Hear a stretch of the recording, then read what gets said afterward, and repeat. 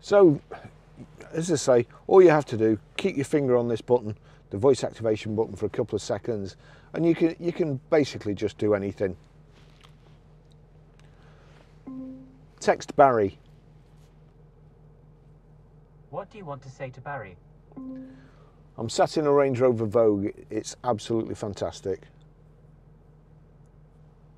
It says, I'm sat in a Range Rover Vogue. It's absolutely fantastic. Send it. Yes. Done. Now, as you know, you're driving along, somebody sends you a text, and you see people at traffic lights looking at trying to read the text and so on.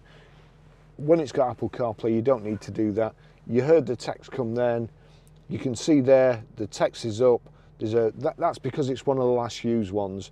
There's a little red circle in the top. That means you've got a message, obviously. However, if it was just on the actual screen, you'll see their messages in one. So we've got a text message. Now, a couple of seconds, voice activation. Read texts. Barry sent a new message. I'm sat in a Range Rover Vogue. It's absolutely fantastic. Would you like to reply? No. Those are all your messages. So it's a fantastic system. Thanks for watching. I'll see you in the next video. Bye bye.